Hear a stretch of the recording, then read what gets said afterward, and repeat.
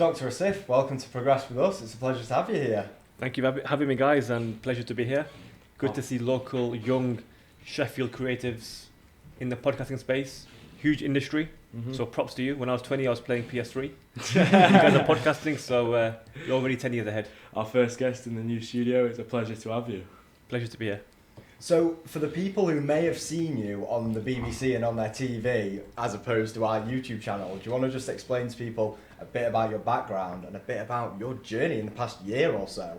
Yeah, the past year has been manic. So Dr. Asif, been on The Apprentice, been on Dragon's Den as well, Sheffield lad, and run a online coaching business mainly for men, supplements as well for men, do a lot of retreats. Aim is to get people fitter, healthier, eating better, sleeping better. So a lot of my content, my coaching, as well as my supplements revolve around that kind of premise, which is to get people healthier, to get Britain healthier. So I don't know if you saw Dragon's Den. My aim was to be the Jamie Oliver of the medical world, and I'm still here fighting that cause. So was there something that kind of originally got you to that point in terms of like your health journey, fitness, self-development and all that, or where did it all kind of start? Yeah, good question. So I was in my third year medical school, and I realized I learned how to treat disease. I didn't learn how to prolong health and prevent disease. I literally learned how to treat disease, but nobody teaches you how to maintain health. Yeah. So I'm like, surely there must be more to medicine than just throwing pills at people and operating on diseases and conditions. Where's the health part of it gone? And with NHS, I find it a huge misnomer. NHS. Yeah. It's not a health service. It's a sick service. Yeah. You're treating the sick. You're servicing the sick. Where's the health part of it gone? So I took a year out. I did a master's degree in public health. And public health itself really taught me a lot about prevention, obesity, diabetes as well. And that kind of switched switched the lights on in my head. Yeah. About prevention. And then 2012, Sheffield lad, Olympics happened 2012, and that was my first year as a doctor. Ah, nice. So 2012, I became a doctor working at Northern General Hospital. That was my first hospital I worked in. And I met a lot of the athletes that were training in Sheffield. Yeah. I went to the EIS, so met like Tyson Gay, a couple of American sprinters as well, British boxers. I don't think Anthony Joshua was, he might have been there, AJ, I can't remember. Yeah, he might have been AJ, a couple of British boxers, Anthony Ogogo, they're all training in Sheffield. So that kind of really piqued my interest in sports medicine, performance enhancement, and health. Because athletes aren't sick, athletes are healthy. How can we bring that competitive advantage to athletes? So I started my own company, AM Wellness, looking at optimizing people's health through nutrition, through proper exercise and sleep, through health optimization, through stress control, and getting away from the typical doctor hat, which is to just treat disease. So that's my journey. Dragon's Den was all about that, getting people to eat healthier. Apprentice was all about that as well. It was about getting people eating healthier through supplements as well. So yeah, that's me, a man who wants to save 1 million lives through health optimization. Obviously, through all of that, were you still kind of involved in your own personal kind of like fitness and stuff journey? Or was that always a big thing for you, or did it kind of just come around that time? Yeah, I've always trained. So since 19, I've been training and qualified personal trainer as well. So I've been a PT for about, I think, 10 years now. 8 years. So I've loved personal training and coaching people in fitness as well, weight loss. And what I do now, it kind of marries both of them together. It marries my love of fitness with my love of health together, optimizing people's health, sleep, nutrition as well. So yeah, personal journey as well. Always been relatively fit. I do a lot of sprinting, weight training, calisthenics. It's my thing. I do a lot of pull-ups, that kind of stuff. Can't do the flag quite yet, but that'll come. So I do a lot of Cali's work. But yeah, so that's me being supple, being flexible, keeps me in shape. Because you get a lot of bodybuilders who are very big, chunky, but they're very stiff. They can't run, they can't jog. I've got young boys, and they keep me always active. They're very quick. Two young boys, they always kind of scurry off. I have to chase them. So as a man, it's important to be fit. We mentioned earlier the vitamins, keep your joints supple. Lead by example for your Yeah, kids as well, exactly. You want to be a superhero to your sons. I've got Yeah. 2 sons. I don't want them to ever say, look at that guy on TV. I want to be like him. I want them to say, I want to be like my dad. innit? Yeah. How he speaks, how he dresses, how he looks, how he comes across as well. So you've got to be superhero to your sons. So Mhm. that's my aim, really. I like I that. really admire that. So while you were at university, at med school, and a doctor, how did you manage to balance that busy schedule with also keeping your health and fitness in check? I think health and fitness, I always say, you don't need to work out 20 hours a week. Mm-hmm. 3 or 4 hours a week is enough. Mm. 3 or 4 hours a week is enough for you to have a good physique. Yeah. 3 or 4 hours a week is what? It's 1 hour a day, every other day. Or it's half an hour every day. Yeah. Because if you do half an hour every day over 7 days, that's 3.5 hours a week. Mm-hmm. And that falls in the 3 to 4 hour bracket. Yeah. So you don't necessarily need to work out every day for 1 hour. So 3 to 4 hours a week is fine. Trust me, calisthenics allows me to do that. I'll do the full body workouts, shoulder, chest. For legs, I'll do sprinting, uphill Mhm. sprinting. And we live in Sheffield, so lots of hills. You Perfect kind of forced for to do it. that. Yeah, exactly. Great for the calves, great for the quads. Mm. So short and sharp, that's what I believe in. Yeah. And there's also evidence out there that if you keep your workouts short and sharp, you get a sprinter's physique. Look at the sprinters; they're jacked. Whereas you got the runner. You don't want to be like the runner Yeah. who looks a bit weak and skinny, right? You want to be like the sprinter. So that's how I do my workouts: short, sharp sprints, Yeah. 30-40 minutes a day, bang it out. Explosive. Exactly. HIIT training. Yeah. Do you deal with people with your coaching who live busy lifestyles like you did while you were at med school and as a doctor? Yeah, I do. Yeah, so a lot of my coaching is CEOs as well. So these guys are very, very busy. They're either diabetic or borderline diabetic, terrible diets. And that for me, I'm like, look, you're busy, but eat less. Yeah. So how do you eat less? Fasting, coffee and water. Just eat 1 meal a day. You don't have to, if you're stressed, that means your brain's overfiring. Calm your brain down, get rid of the baggage, and fasting's a great way to focus. Get rid of all the bandwidth which is being occupied by by dopamine, by insulin, by not eating. Just don't eat. Eat once a day. You'll stop yourself from snacking. And we know coffee as well is a great dopamine regulator. So obviously you're very knowledgeable on vitamins and minerals and health optimization, and there is so much information, not just in the health and fitness space, but in almost every single industry on the internet right now. Do you think there is a danger of stressing yourself out by trying to over-optimize everything in your life to do with, my diet 100% of the time needs to be right, and the fact that we now have all of these facts, do you think there is a danger that it actually might end up reducing your mental quality of life by trying to over-optimize it? That's a very good question, Charlie. Actually, a very good question. You don't want to be like Brian Johnson. That's you know what I mean? Exactly. You don't want to be. You don't. I would say you want to optimize, not obsess. Obsession works for Brian Johnson. He's a millionaire now. Ronaldo, millionaire now. It works for someone if that's your industry. But people like me and you who want to look top 10%, in terms of mental clarity, physique, optimize, not obsess. Only obsess in your trade, your craft. Then obsess in that. But for the average person, don't obsess, but certainly optimize. And you got to have the big wins. Have you heard of the Pareto principle? 80-20. Yeah. So, 20% of the things will give you 80% of the results. So what are the 20%? Sleep, fasting, more movement. Literally, that's it. That will give you 80% of the of the results. Then you can talk about supplements. But it's like supplements for me. It's putting, trying to fill a bucket which has got leaks in it. So fill the leaks first. Plaster and cover the leaks. The leaks are your diet, your lack of REM sleep, your stress control, your sugary drinks, your constant snacking.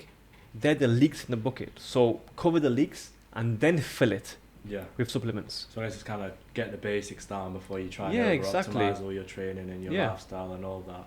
Just get everything else in check first. 100%. And supplements are just that. Supplement.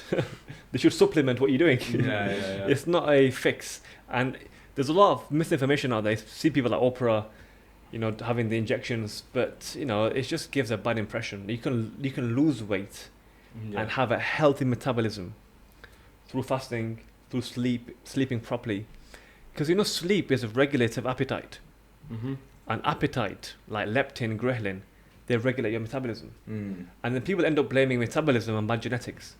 Well, you should blame the night before, which is your drinking and your sleeping the night before. So don't blame your genetics. I always think that the metabolism thing is always a little bit of an excuse to a certain degree. Yeah. I think a lot of people I've got just eat more or eat less. Yeah, we said earlier, input output. So if your input's more than your output, of course you're gonna balloon up. But if your output's less than your input, then you will lose weight, and then you get to a certain level where you won't lose nor gain, and that's a good metabolism. Where your body's at homeostasis. We call it homeostasis. Your body's at a set level. That's at a certain body fat percentage, and for everyone else is different. But you get to a level where you can now live the rest of your life at that body fat percentage. You neither bulking nor cutting. People think fasting is about cutting. Fasting is not about cutting. It's about maintaining.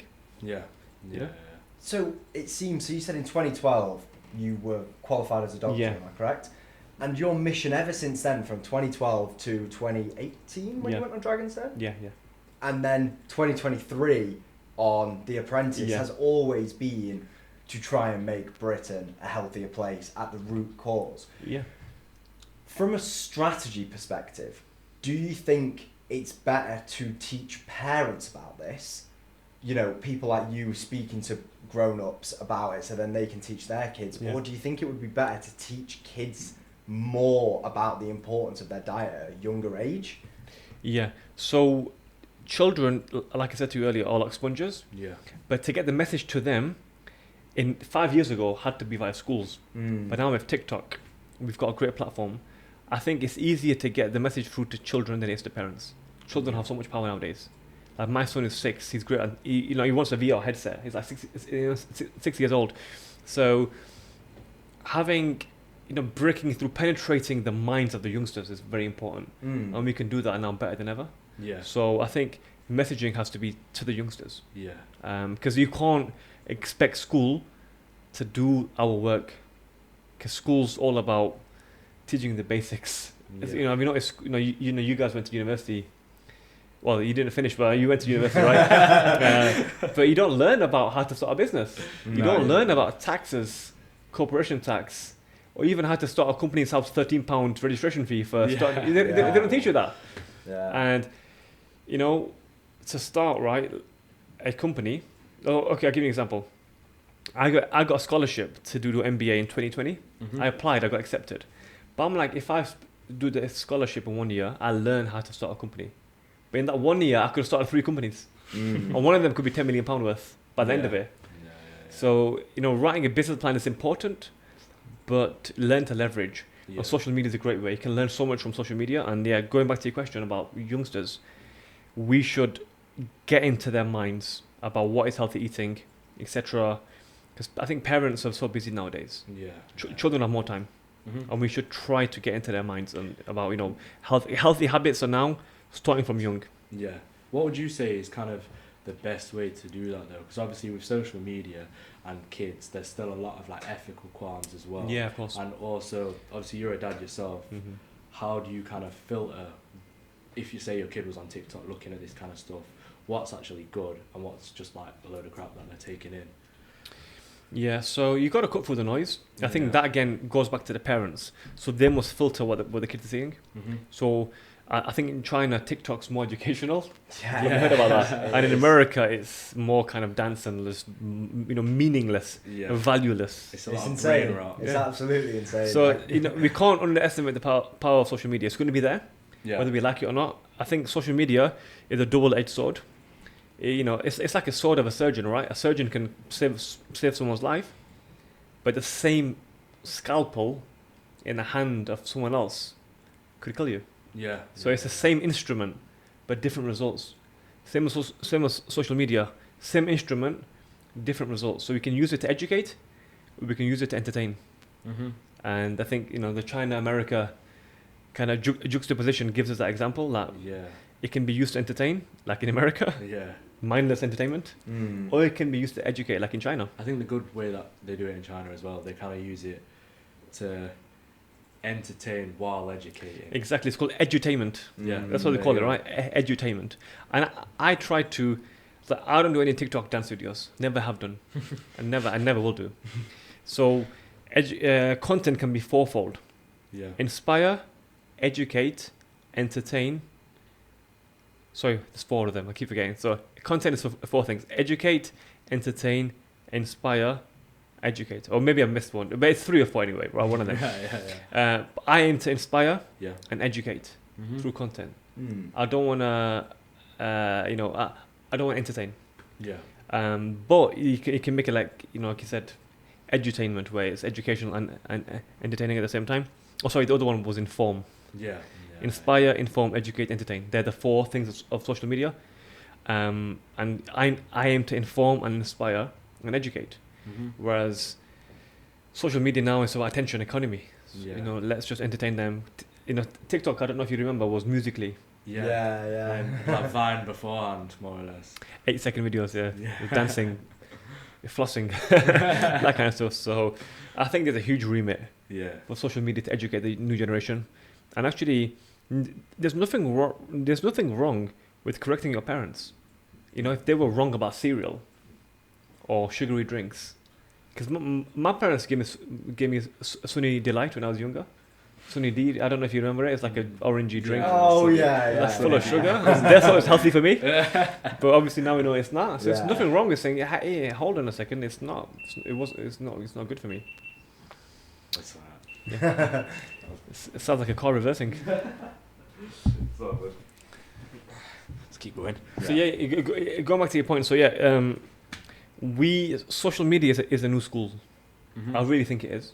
We mentioned school earlier. Yeah. Alex Hormozy. So I think online platforms, e-learning, virtual classrooms are the way forward. Mhm. Well, how this all started, we talked about this in previous podcasts, but we can give you a speed run, is when we were at university, or when I was at university, my university were basically offering a grant for students to open up their own business.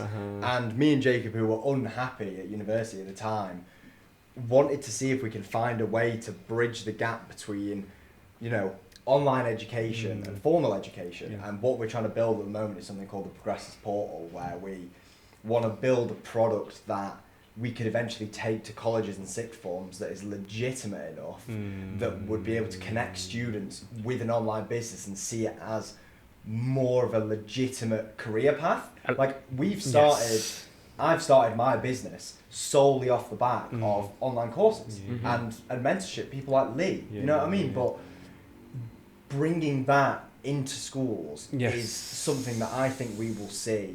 Hopefully. Because it's the whole education system where you spend 6 years, like I did at university, to then go back on the job market to get a job and then start at the bottom again after having spent 6 years. After 6 years, you should be an expert at what you do. But then you start as a graduate, which is at the bottom of the rung of the ladder. It's a complete mismatch of priorities and training. After 6 years of apprenticeship, you should be damn good at what you do. Yeah. And that is the whole apprenticeship model. So would you do it again differently if you were our age now and you were leaving sixth form or college? Yeah. What would your career path look like from there? Would you have gone to med school again? I wouldn't have gone to med school again, no. Because I didn't learn anything about health. I learned about medicine. Right, yeah. What does medicine mean? Medicine, you give things to people Yeah. in tablets and pills and liquids. That's literally it.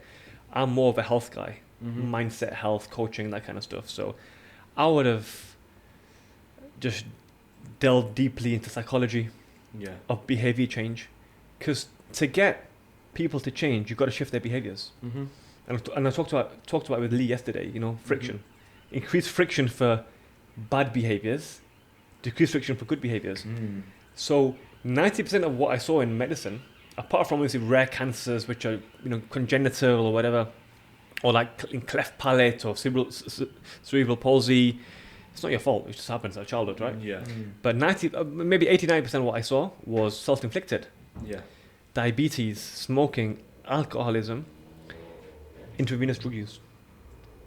Asthma from bad environments. All these things can be prevented. But how do you prevent that? You got to change people's behaviors, mindset shift. Mm-hmm. So I would have learned more about how to shift behaviors, how to get people healthier, Yeah. as opposed to how to treat them when they're down that line. Yeah. Let's get them off the conveyor belt of medicines, get them empowered, teach them about their own health, Yeah. and that starts at a young age. So I guess if you were to give somebody who's like I was saying before, of like the fitness and advice, but maybe three steps to kind of getting themselves healthy, getting everything on check. They say they're in a bad routine of just not doing anything, living off takeaways, sitting all the time watching Netflix, whatever, but they really want to get up and do something. What would you say kind of are the steps that they can take to start taking action and getting on with what they want to do? I would say be like a sponge, be so curious, learn from people who are ahead of you. Yeah. Don't be the smartest in the room. Mm-hmm. If you're the smartest in the room, you're in the wrong room. So always look at people ahead of you. Yeah.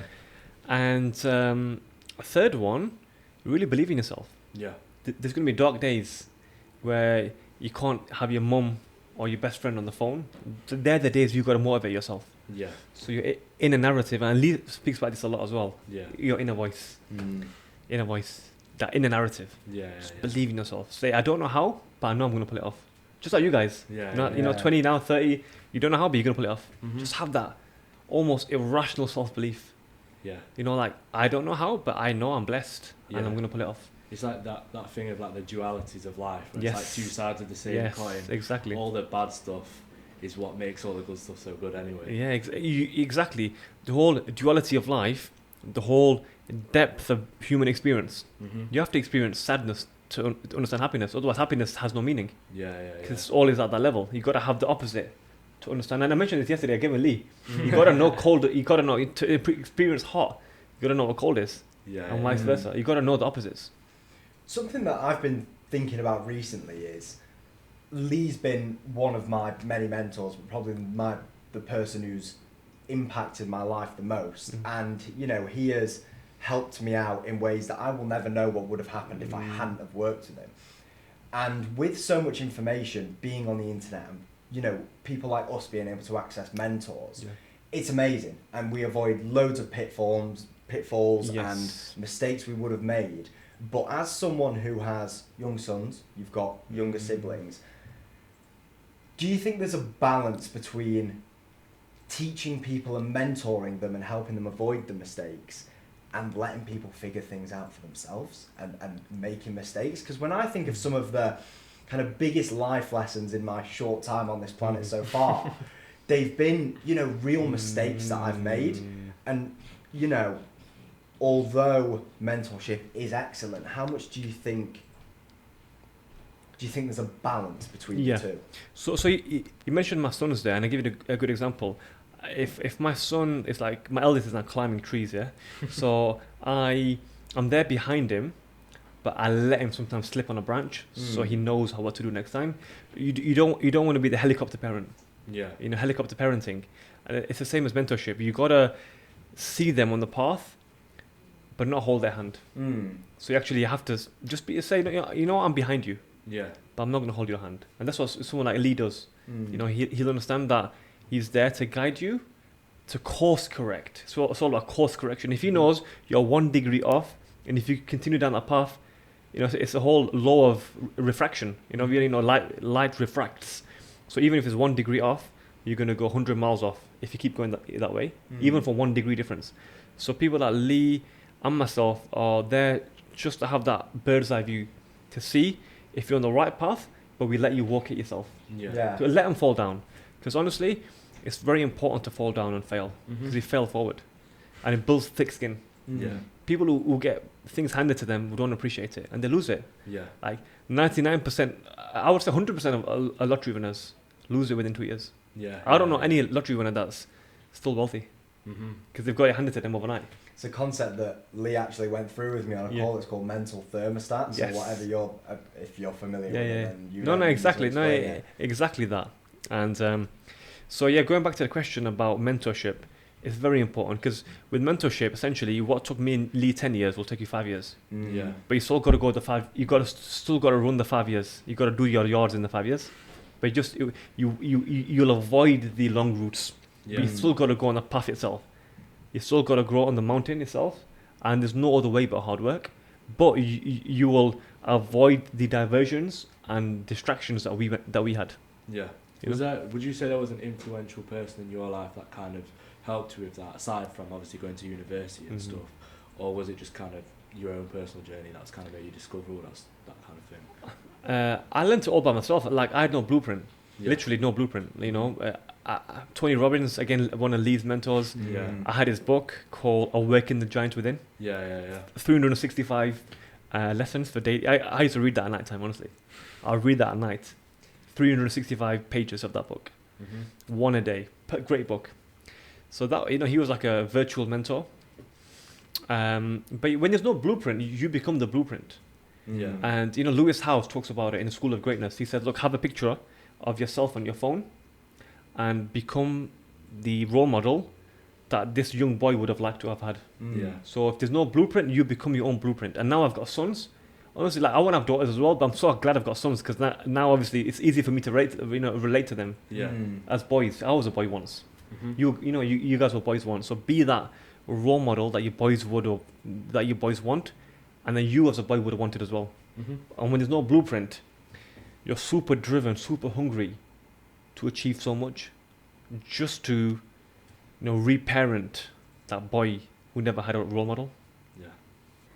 So, coming from an academic background, what made you want to go on a show like Dragon's Den, which is purely just about entrepreneurship? I thought to myself, look, I need to throw myself in the deep end. I applied for so many grants, Virgin, NatWest, you name all the banks. I applied for all the business startup loans. Westfield, actually, in Sheffield, were doing a business. I got rejected so many times. So I'm like, stuff this. Let me just apply for Dragon's Den. Honestly, I didn't think I'd get on. Yeah. But they kind of saw me as marketable, like a young guy, good story. Because Dragon's Den's all about stories as well. If you listen to the pitch, it's, you know, big part of it is stories. Oh, I was a teacher, I was a single mom, etc. It's all about stories. So they like my story, and that's why they invited me on. And they liked the story. They didn't like the product, but it was. I mean, not only did you go on, but they actually showed it on TV. That's I right. didn't realise that they don't just show everyone on TV. Yes, I didn't actually know that. Yeah, they don't show everyone. Yeah, so it's a TV show. So on my day, there were so many people in the green room getting dressed, having makeup on, and then we had to go in one by one. And none of them got shown. And before me, a couple of years before me, Brewdog were on there as well, and they didn't get shown. James Watt, you know, Brewdog, and they smashed it since then. But a lot of companies go on there, actually they pitch to the Dragons and they don't get shown. Only the best cuts make it out. It's like The Apprentice, right? Yeah. Which we'll speak about in a second. But in The Apprentice, there's hundreds of hours of filming, but only a few minutes make it into the cut. Yeah. It's at the editorial discretion. Whatever they want to do, they will put it in, embellish it, or get rid of it. And Dragon's Den is like that. So even sometimes, even though I knew I was going to get shown, because they phoned me like a month before, I think, they said, you're going to get shown.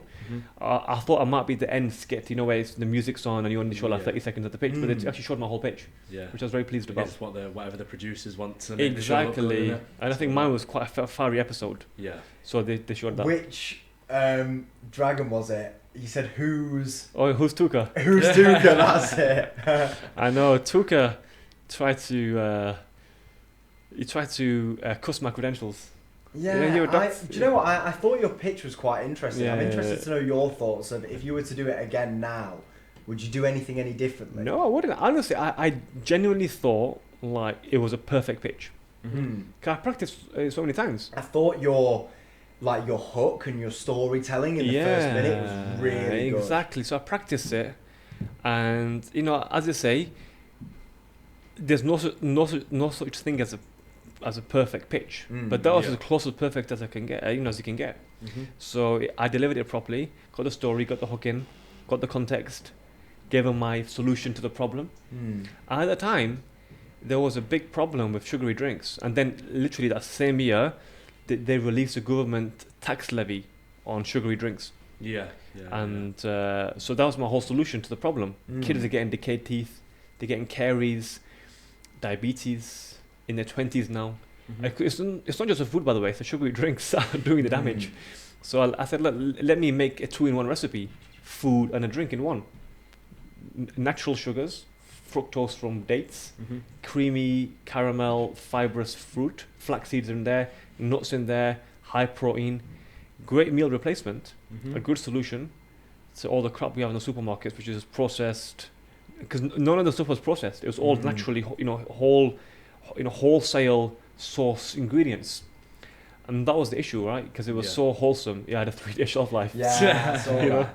Joe, I think it's a great product, and I actually think that if you were to have done that maybe a year ago, Yeah. I think the trend of healthy eating and products like that, Joe, like athletic greens and things Oh like that. yes, I know. Yeah. Those healthy eating products that are, easily accessible on the shelf, you know they're high quality. They're popular now. I And agree. It may just have been, even though at the time they said it was a growing market and Yeah. it was saturated. There are so many products on the Yeah, market exactly. similar to that one. It might have just been 100%. Like because I'm super busy, my benchmark for on-the-go eating is can I eat it with one hand. Sandwich and a crisp you can't eat with one hand. You Yeah, could that's very true. literally can't. You got to open it with one hand. You got to hold the packet in your one hand. Only thing you could eat with one hand and drive at the same time. I don't know if that's illegal, but I used to do that. But you don't have to drink when you're driving, can't you? Yeah. So I used to have it for myself. I used to drink in the mornings Yeah, on the way to yeah. work, and then at the end when the drink would finish, I'd have the nuts. So it was on the go, literally on the go eating, and I thought it was quite novel, Mm-hmm. quite a novel thing. Literally solid and liquid, first of its kind, by the way. Yeah. Liquid and solid. I don't know who's made it since then, but it was a first of its kind, a liquid and solid meal replacement. And I'm very big on protein, Yeah. protein and fat. I mentioned to you earlier. Mm-hmm. That's what it was. It was protein and fat, flax seeds as a source of slow carbohydrates. Yeah. So it was the perfect meal replacement. Smoothies themselves are full of sugar, as in they're just Yeah. full of fruits. Well, it's like Yeah. all the innocent ones and all Yeah, that. When you it's- look into them a bit deeper, they're actually pretty shit. a lot of 30 them. grams of sugar, no protein, no Yeah. fat. So it doesn't keep you full. Mm. This one did. It was Yeah. really good, actually. Very good source of fiber Mhm. because the medjool dates are fibrous. Yeah. Flax seeds, you got walnuts, you got the milk in there, trail mix at the bottom. Genuinely, I think it was about, with the nuts, it was around about 80 grams of protein. Fair enough. That Mhm. actually sounds really good. 80 grams. 80 grams, yeah, because it's about 30 in the nut. No, yeah, I think it was 80 grams, or maybe 50. I don't even know now. But yeah, it was a lot of protein. Yeah. More yeah. than you'd get from a smoothie, massively. And it was like a whey protein amount, like 2 scoops of whey protein, because Yeah. there's been protein in there, flax seeds, Mm-hmm. seeds as well, and nuts in there. So very high source of protein. I think now as well with like the massive grow in the fitness industry and stuff like that, I think Mhm. it'd be really beneficial to people. Yeah, no, and the same time we launched it, Pret launched their date smoothie as well. Mm-hmm. They launched exactly almost the same. It was called their date almond smoothie. That's what they launched, yeah.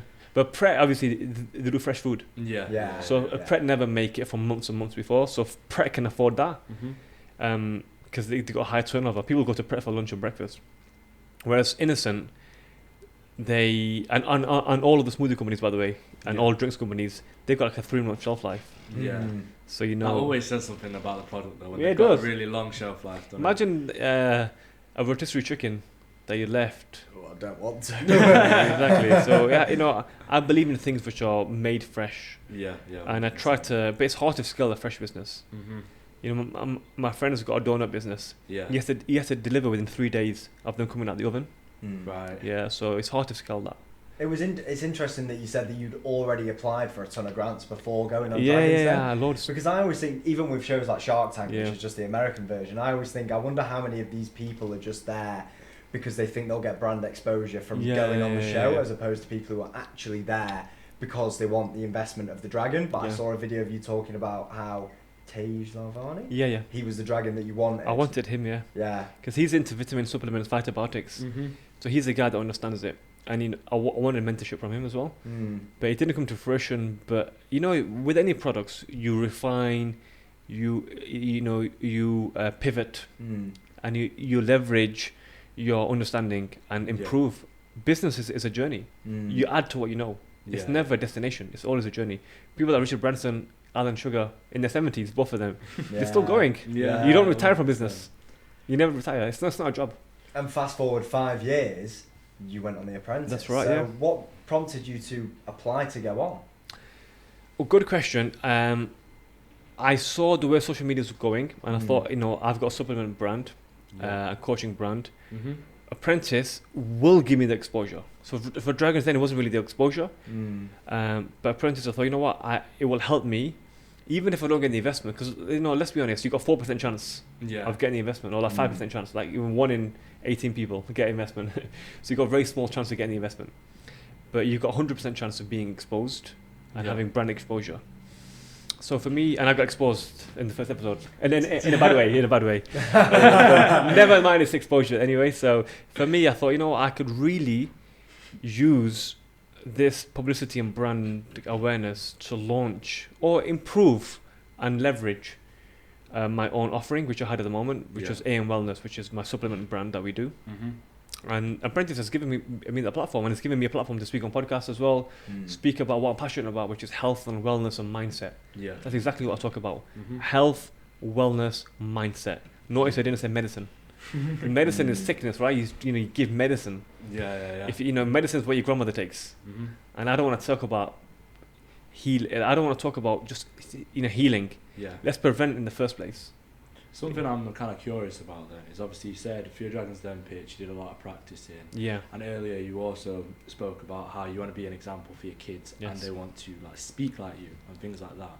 So my main thing here is actually becoming a good speaker, and what is it that's kind of helped you like gain that confidence and become a good speaker? Because I know it's obviously something that me and Charlie have been working on through the past 15 episodes of the podcast, and we've seen a massive change in our ability to speak to people and as interviewers, and I wonder what it is for you that's kind of helped you become such a good speaker. You've already got the 2 ingredients, which is good eye contact and open body language. So that's you don't want to be the guy who's looking down. And I learned that from medicine. Being a doctor, I learned from seeing patients. You have to have open eye contact and never stare. So I always look at both of you now, otherwise it becomes staring, and that's what I learned from speaking on stage. Don't look at one. People used to say, just look at one person, pretend they're naked.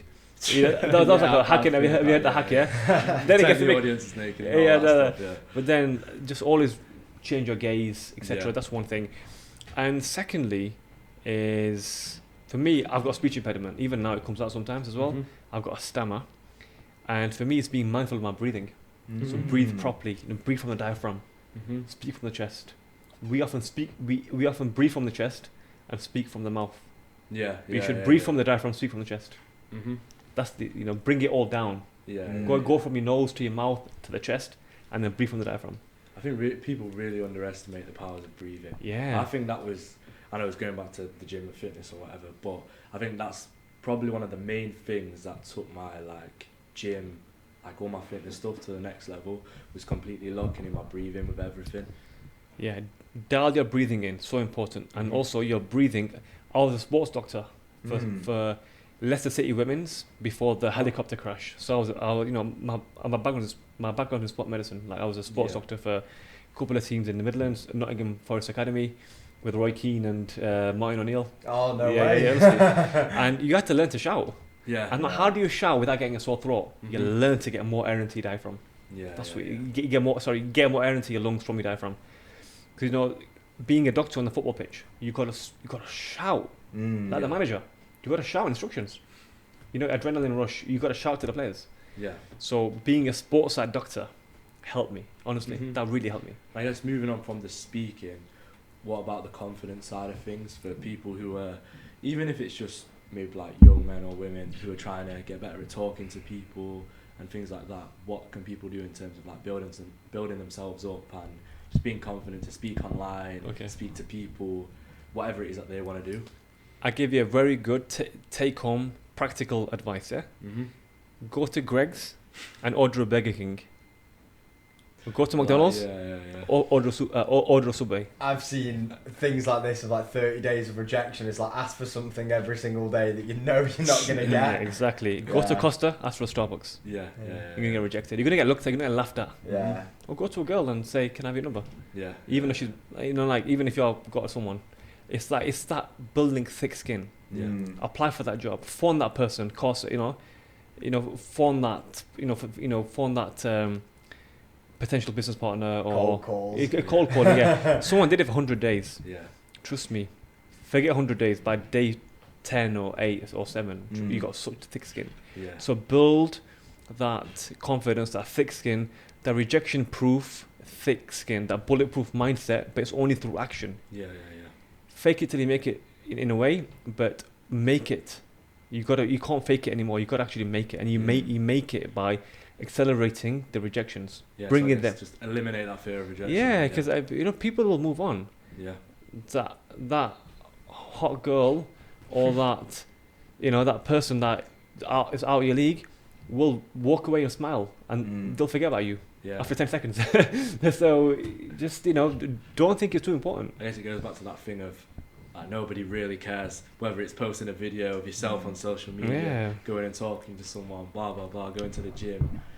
Nobody's really there to judge. Nobody's really. Do what you want to do. Everyone's got their own demons. Yeah. And they're all people live in their own minds. Mm-hmm. And look, we've got the spotlight on here. People have the spotlight effect. Yeah. That spotlight's on me. People are going to talk about me. I've been in the media for I've had things against me in the media. Yeah. People move on. The next story comes out. Trust me. Provided you're true to your morals, you're true to your you have integrity, you're true to your principles, and you stand by what you mean. Mm-hmm. You stand by your beliefs and values. Got nothing to be ashamed of. And don't ever. People have said all sorts about me. People have said, I didn't even. People say I wear makeup.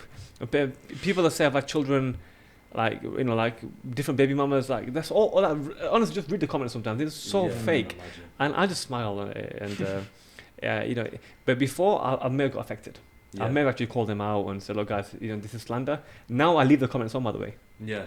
Honestly, I leave the comments on because it just shows me how far I've come. Mm-hmm. Yeah. Because it's all people that comment, the trolls. There's something in their life that they're deeply ashamed about or deeply insecure about, and they're projecting it onto you. Yeah. So there was a guy from Sheffield, Curtis Woodhouse. They call him the troll hunter. You heard that story, yeah? Yeah. You'd go to the guy and knock on his door.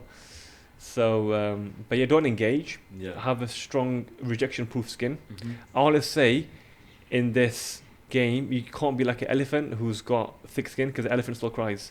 Yeah. You can't be like a crocodile, even thicker skin. Literally thick skin, like rubbery thick. You can't let anything get through. So something I wanted to touch on, following on from that, was kind of like mental health side of things, especially in young people. Like I think it's like between 16 to 24. I saw a statistic about it the other day. It's like maybe like 26% of young people aged 16 to 24 are saying that their mental health's at an all-time low. So I was wondering what your opinion is, obviously as somebody who's a medical professional, also very highly involved in the fitness side of things, what people can do, and just what your opinion on that is in general. Yeah, I think this generation gets a lot of slack for being Gen Z, TikTok generation, but that's done something to their chemistry, their neurochemistry. It's wiped away the dopamine. 100%. So their mental health is a symptom of the society they've been born into. Mm-hmm. So you can't blame the symptom, you blame the cause. The cause is these big companies that are using advertising marketing space to capture their attention, the TikTok and YouTube ads, etc. So they've dwindled the attention of Gen Z. So of course Gen Z will suffer from depression, because what is depression? Depression, there's a direct link between ADHD and depression, because ADHD is dopamine deficiency, and dopamine is a pleasure hormone, but also serotonin is a happiness hormone, and they're intrinsically linked. Dopamine and serotonin are very, very much linked. So your serotonin gets washed away, just like your dopamine gets washed away. So the average 12-year-old now, I've seen more naked women than a king of the past. Because of all the, I can't say it here, but that kind of stuff. So, and even on OnlyFans as well, subscriptions have gone through the roof. People are seeing this as a career now. People are seeing the more skin you show, the more dances I do, the more I get paid.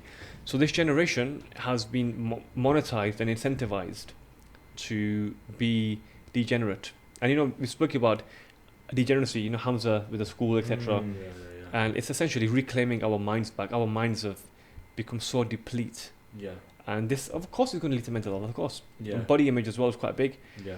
So if you could sit down with Dr. Asif in 10 years' time, what are 3 things that you would have hoped to have accomplished by then? It doesn't have to be career, it could just be life. Yeah. So a few more children, firstly. Financial freedom. and impacted 1 million people and written at least 3 books. Books?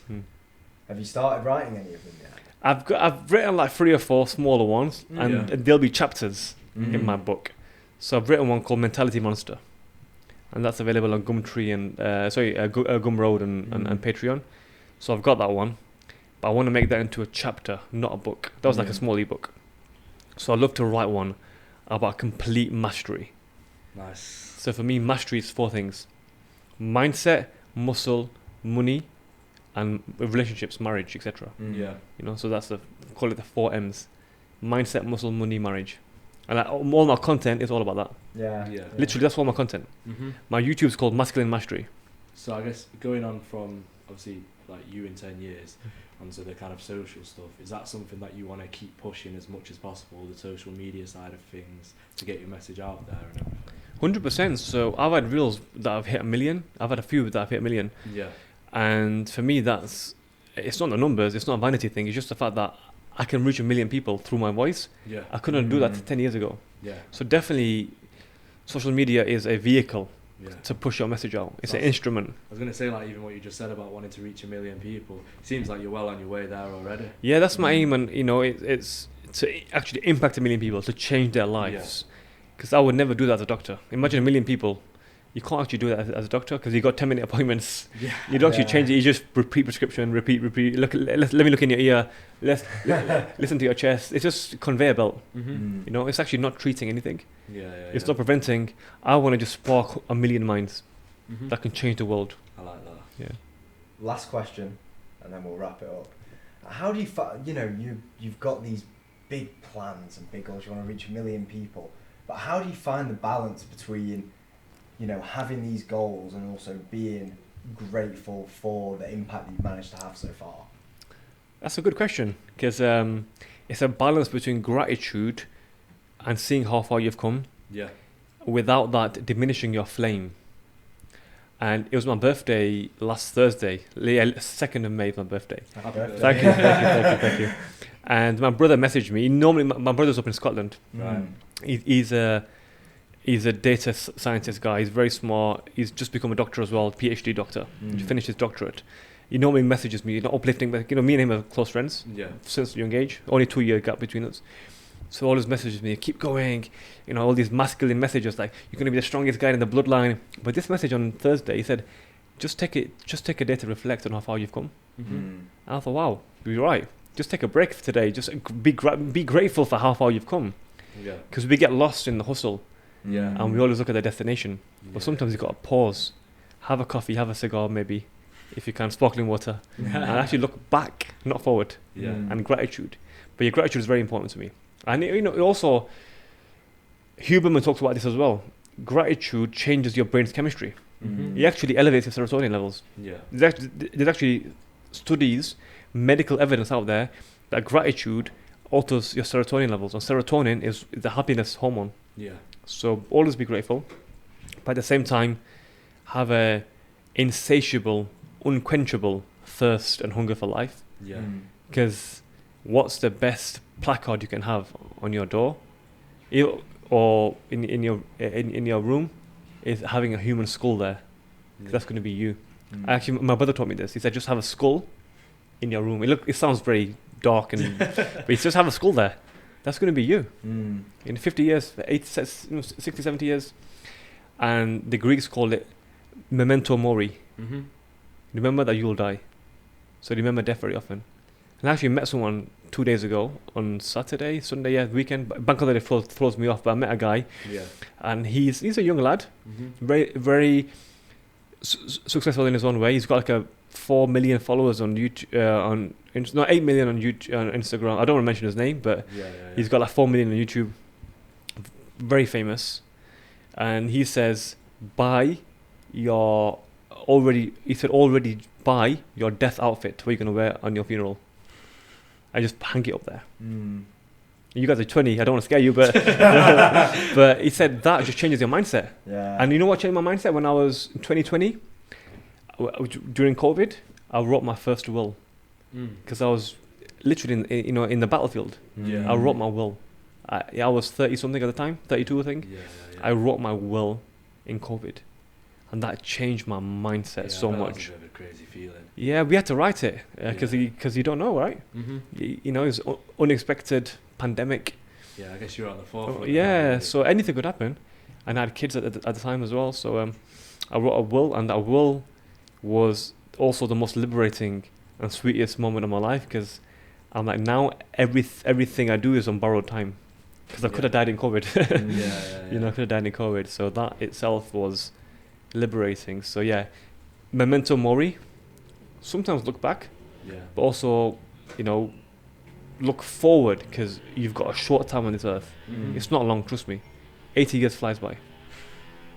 Dr. Asif, it has been an absolute It pleasure. has to indeed. speak Pleasure's to you. been Thank mine. you so much for Pleasure's coming been on. mine. Been a pleasure And, to have you on today. Thank you very much, guys. Yeah, keep going with your mission. You're doing great things. Well, Thank you. Really enjoyed talking to you today. Me too, I enjoyed- think we Yeah. can both say that we've enjoyed this podcast. Good. I mean, Amazing. we've said this a lot, but I'm sure we'll have to run it back with you at some point, get you on for another episode. Yeah, in let's the do it. future. Let's do it. Let's have a barbecue. Yeah. I'll bring the tea. I make good tea.